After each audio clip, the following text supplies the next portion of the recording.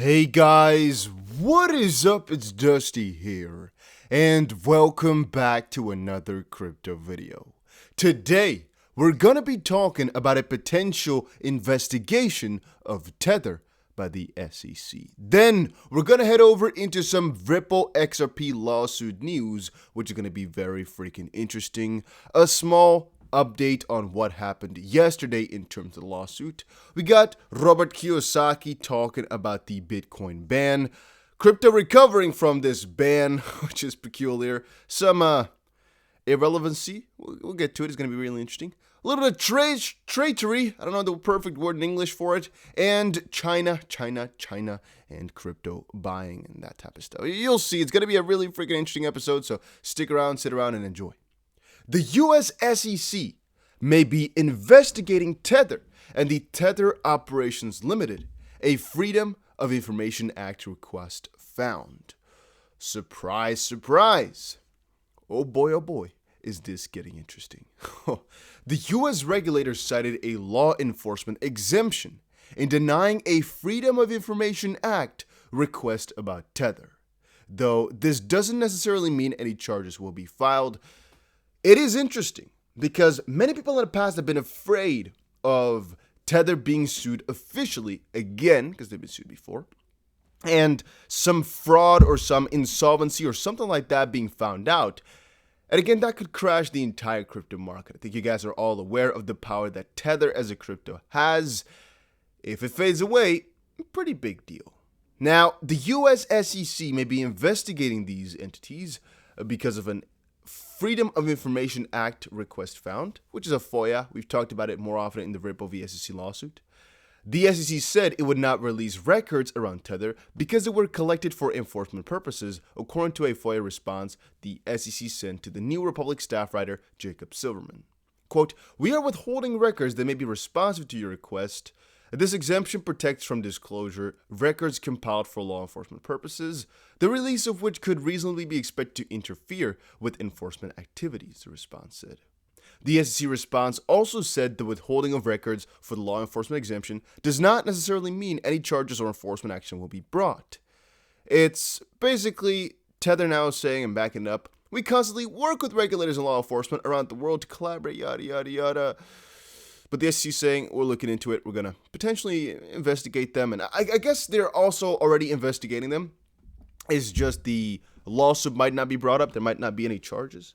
But I guess you can call it like this as if they're trying to investigate stuff because they're kind of being interesting. They're moving in an interesting fashion with the information that they got, right? So at least to me, that always is, they're looking into doing something. Again, my own opinion, though. Don't take this for illegal advice, but that's my thoughts.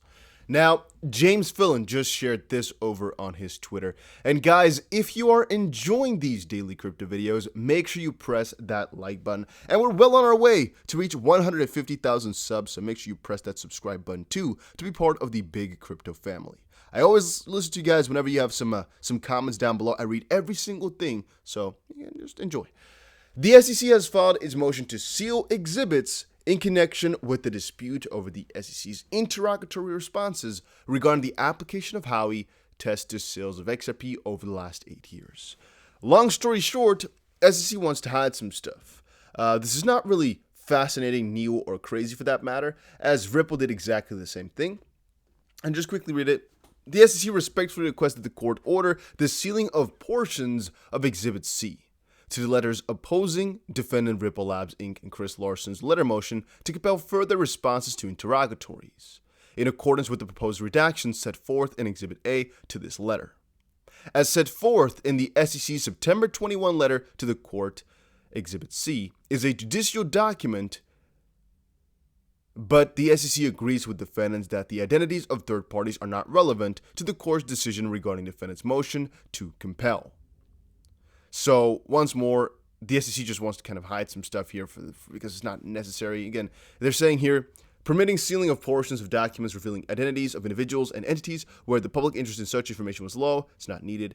Exhibit A to this letter reflects both the SEC and defendant sealing requests. The SEC requested defendant's position, but they didn't reply. So, Once more, the SEC thinks, this stuff doesn't have to be that public and that open and that out there. It should be sealed because it's not really in anybody's best interest to get the information out there. And I think the judge is just going to say, yeah, that's fine. It's understandable. Because most of the time, whenever they request something like this, it's not only in their own personal interest, it's also just for the process of the case and people's perception and whatnot. And very often it's rightfully so that they have a right request for that. Again, not legal advice, but that's what we've read and seen in the lawsuit thus far. All right, moving on. Jeremy Hogan said this, just getting back into this case, and WTF, which is a legal term, by the way, guys. Don't think.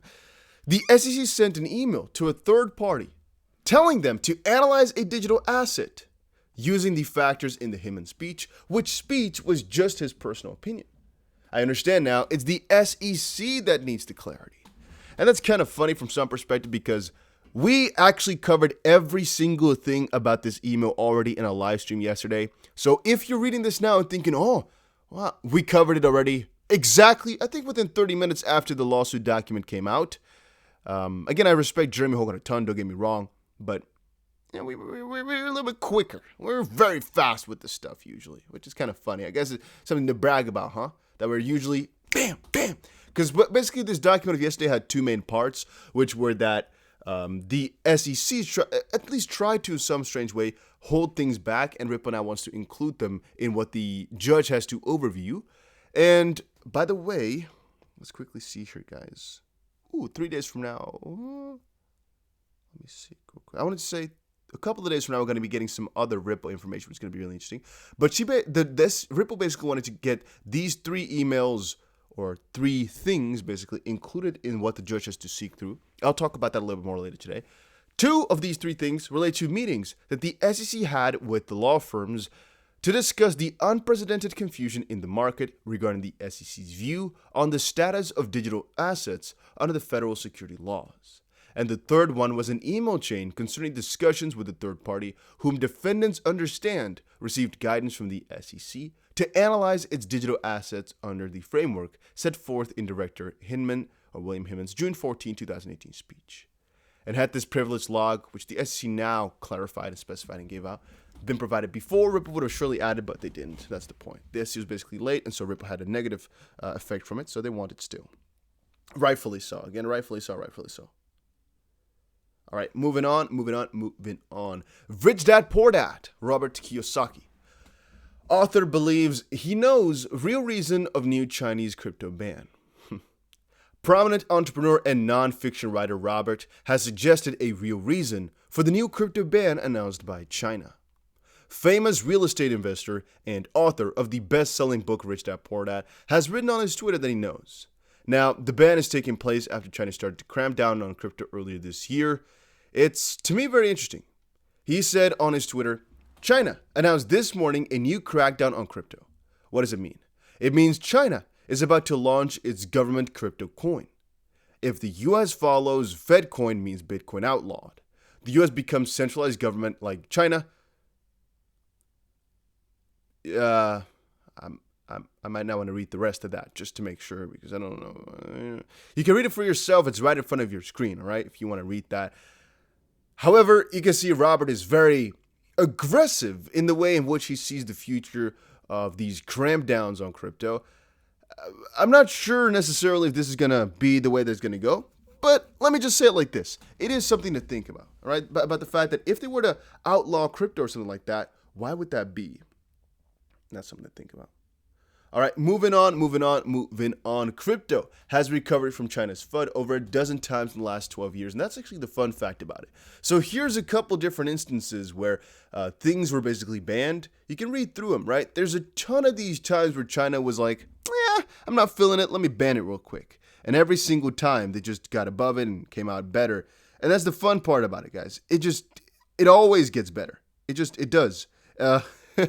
It's just people's perception and the I'm going to say for some people, the lack of knowledge in the fact that they don't know that China's done this so many times before and that it's just kind of the natural flow of things. But it's also the scare that this time around, the US is going to do the same or some other countries are going to follow. Because again, China banning something is not that big a deal for anybody that's not in China, right? I mean, YouTube, Google, I guess not TikTok, but you guys get the picture, right? Every app or thing that we use here in terms of the internet, most of it is banned over there. Doesn't mean we see any negative sides from it. I mean, YouTube, you can't use it over there.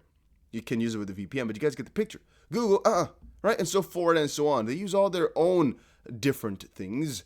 And so, same thing with Bitcoin. If they want to ban it, get it out of the way, okay, completely fine. I mean, we're not going to get hurt from it. Now, DustTBC provides crypto news, right? However, I just saw this, and I guess it's crypto news. It's just mostly for your own mindset, all right? I don't like to hate on people, and I will only do so if I can give you guys a proper message with that. I won't just hate on somebody purely for the sake of hating. No, if there's something said out there which I think you need some clarification on, I try to provide that. And in this specific sense here, I saw this article. A financial TikTok influencer, I've seen it before. We've actually talked about it before on 5 Minute Crypto. With almost 500,000 followers, says Bitcoin is going to get slayed and shares how cryptos and stablecoins make up his trading strategy. Now, I don't really did too much research into this one. Why? Because frankly, I don't really care what he says. But just the title alone got me thinking. If you take your financial advice from YouTube, that's pretty sad, because you shouldn't take financial advice from anybody on the YouTube realm. What you can do is look at what they say and then try analyze things for yourself and aid it in your own research, if you guys get the picture. Don't take any of this, anything I say or anything that anybody else says that's not a financial advisor as financial advice. Even if they are a financial advisor, like some people are legal advisors, you can't necessarily take their advice. Now, that's like area 1, right? The more crazy thing for that matter is if you take your advice from TikTok. If you do, it is time to go to the button on the top right of your screen. Oh, maybe on a MacBook top left, all right? If you're on your phone, grab your phone tightly. If you're in the MacBook, press the little red button right there. If you are on, just a normal PC, press the button on the right there, the little close button. If you're on your phone, grab it, right? Grab it tightly. Just letting you guys know right now. And look for the nearest window. If you're outside, no worries, you're good to go. Arms back, or at least you're the arm that you're most comfortable with, where you hold the phone, and just throw it away. Personal suggestion, yes. Just throw the phone away, throw it in the garbage bin, or throw it along the field, throw it out your window. Don't aim it at people, but throw it away. Because there's definitely something wrong. You should be very, very careful with that thing. It's taking you over. It's taking you over. It's taking you. Because that is a big problem. So, in this specific case here, 21-year-old Mason Frislaus has almost 500,000 followers on TikTok, where he shares tips on crypto and the markets. He recently spoke to Insider about how he picks which coin to invest in and why. Frislaus said he would like to see Bitcoin get slayed, as other altcoins have far more real use cases. From some perspective, he's right to say Bitcoin is definitely not the best out there. Then again, I will never tell anybody that they should think this way, because Bitcoin is what made everything big. That's one thing. And you saying that Bitcoin is going to get slayed or has to be slayed or would like to see that, it's kind of wrong in the crypto sense, right? Because if we're actually looking at truly decentralized pieces of crypto, basically, Bitcoin is really the number one.